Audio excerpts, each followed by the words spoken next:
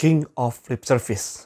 Itu adalah julukan yang disematkan oleh Badan Eksekutif Mahasiswa Universitas Indonesia kepada Presiden Joko Widodo beberapa hari silam. Kita tidak akan membahasnya dari sudut pandang politik, tetapi mari kita bahas dari sudut pandang leadership. Dan saya Dani dari John Maxwell Team. Mari kita kupas sama-sama dari sudut pandang leadership, dari prinsip-prinsip dari Dr. John C. Maxwell. Gini, jadi sebagai seorang leader, sebagai seorang bos, kadang-kadang bisa jadi tuh tim kita di lapangan atau di belakang kita, mereka pada bilang bahwa si bos itu ngomong doang tuh. Si bos itu cuma lip service doang tuh. Si bos itu beda banget omongannya sama tindakannya. Banyak yang nggak ditepatin, banyak yang ingkar, dan sebagainya, dan sebagainya. Dan yuk kita lihat dari sudut pandang leadership dari buku laris Dr. John Maxwell yang berjudul 21 Irrefutable Laws of Leadership. Ini buku yang sudah klasik, tapi masih beresonansi, masih relevan bagi zaman kita sekarang. Nah, dari 21 hukum kepemimpinan, ada satu hukum yang berbicara tentang King of Lip Service atau bos-bos atau pemimpin-pemimpin yang dijuluki atau yang dilabel sebagai ini pemimpin yang omongannya nggak bisa dipercaya gitu. Yaitu Law of Buy-in. Hukum terkait dengan kita sebagai pemimpin bisa dipercaya atau tidak. Nah, kalau bagi teman-teman yang belum pernah lihat bukunya ada di layar. Dan mari saya berikan sebuah tabel yang bisa kita cermati bersama-sama. Jadi ternyata bahwa pertama-tama itu sebelum karyawan kita, sebelum tim kita, atau sebelum rakyat kita percaya akan rencana dan visi kita untuk bisa mendukung kita, mereka pertama-tama harus percaya dulu sama diri kita sendiri.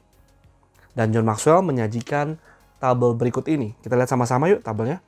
Jadi waktu saat seorang pemimpin tidak lagi dipercaya dan visinya juga tidak dipercaya, yang terjadi adalah tim mereka akan mencari pemimpin baru.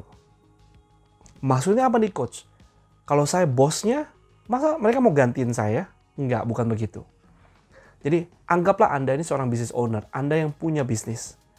Tetapi Anda tidak bisa dipercaya sama tim, atau tim tidak bisa mempercayai Anda. Kurang lebih sama lah ya itu ya. Dan mereka juga tidak percaya dengan rencana Anda atau strategi Anda dalam bisnis atau visi Anda ke depan. Yang terjadi adalah mereka akan get another leader. Sesuai dengan tabel yang ada di layar Bapak Ibu. Get another leader artinya mereka akan mencari the second strongest leader yang mereka temuin. Jadi mereka tidak percaya sama business ownernya, tetapi mereka akan percaya pada siapa, misalkan senior yang paling mereka hormati di dalam perusahaan. Jadi bisa jadi itu sebabnya kenapa karyawan Anda lebih percaya sama manajer senior dibandingkan sama diri Anda sendiri. Kenapa? Karena they don't buy into you. Yang kedua kita lihat di tabel ini adalah pada saat mereka don't buy into the leader, jadi mereka nggak percaya sama Anda, tapi mereka percaya sama visinya. Mereka bilang, ini rencana si bos bagus nih. Rencana si bos ini keren nih. Tapi masalahnya kita nggak bisa percaya sama bos ini. Yang terjadi apa? Tetap aja mereka akan cari another leader. Mereka akan cari another leader yang dipercaya sama mereka bahwa leader ini bisa mewujudkan, membuat perusahaan kita lebih baik. Atau membuat dalam konteks berbangsa dan negara, membuat bangsa kita lebih baik. Dan ini sekali lagi bukan berarti mereka akan menggantikan kita. Tapi bisa jadi mereka akan merujuk kepada pemimpin kedua. Pemimpin yang orang berpengaruh kedua setelah Anda. Di level ketiga kita lihat ya, bahwa mereka ini percaya sama Anda, tapi yang terjadi adalah mereka nggak percaya sama visi Anda nih. Si bos sih orangnya bisa dipercaya ya. Si bos orangnya tuh penuh integritas. Tapi rencana yang kali ini, strategi yang kali ini terlalu bombastis ya. Terlalu sulit untuk diwujudkan. Nggak mungkin bisa deh. Misalnya seperti itu. Yang terjadi adalah mereka tetap dukung Anda, Tapi mereka akan mencoba untuk mempengaruhi Anda mengubah visi itu. Itu yang terjadi. Itu sebabnya bisa jadi waktu dalam suatu perusahaan dibutuhkan yang namanya melibatkan karyawan-karyawan, melibatkan orang-orang lapangan sebelum Anda ketok palu mengenai sebuah visi. Gitu. Dalam konteks berbangsa dan bernegara, kalau seorang pemimpin itu dipercaya oleh rakyatnya, maka itu perlu ditunjukkan dengan cara melibatkan masyarakat, melibatkan rakyat dalam pembentukan sebuah kebijakan yang besar. Nah, itu yang mungkin perlu diperhatikan. Dan yang terakhir, kalau kita lihat di tabel, adalah waktu mereka percaya sama bosnya, waktu mereka percaya sama leadernya, buy in the leader, dan buy in the vision. Yang terjadi apa? Bahwa rakyat, kalau konteks negara, tim, kalau konteks perusahaan, mereka akan get behind you, akan berada di belakang, mendukung leader itu maju ke depan. Nah, permasalahan adalah apa yang terjadi kalau Anda sudah yang namanya dicap king of lip service. Apa yang mesti Anda lakukan dong? Atau apa penyebabnya saya dicap seperti itu? Nah, saya terpikir akan 3 hal. Pertama, kenapa Anda dicap sebagai king of lip service? Atau bos yang omongan gak bisa dipegang.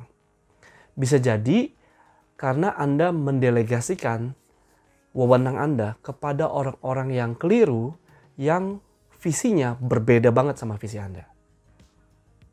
Sehingga akhirnya waktu Anda bilang Anda menyampaikan visinya A dan mendelegasikan kepada orang yang salah, orang itu membelokkan visi Anda. Sehingga akhirnya delegasi itu kan mewakili Anda ya. Dan akhirnya orang itu jadi merasa bahwa si bos ini nggak sinkron nih antara omongan sama perbuatan. Dan akhirnya mereka melabel Anda sebagai king of lip service atau pemimpin yang nggak bisa dipercaya. Itu yang pertama.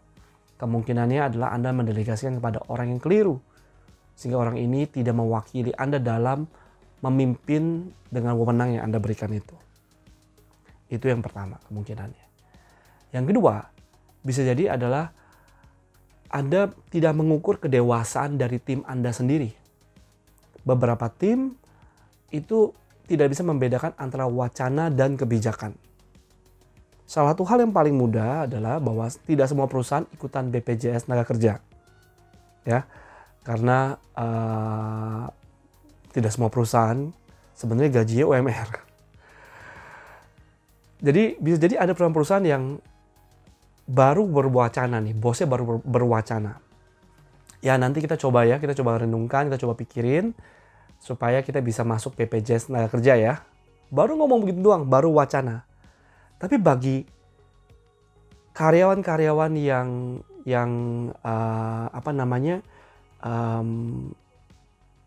belum terlalu dewasa, yang terjadi adalah mereka menganggap wacana itu sebagai kebijakan. Si bos sudah janji bahwa dia akan berikan BPJS Tenaga Kerja. Padahal bosnya baru berwacana. Nah, kalau Anda menghadapi hal seperti itu, apa yang mesti dilakukan? Itu Anda harus berhati-hati atau harus bijak dalam mengkomunikasikan wacana Anda. Jadi yang baru wacana, mbok ya jangan dibahas di forum yang terlalu luas. Bahas dulu di internal, bahas dulu dengan coach Anda, kalau Anda punya coach.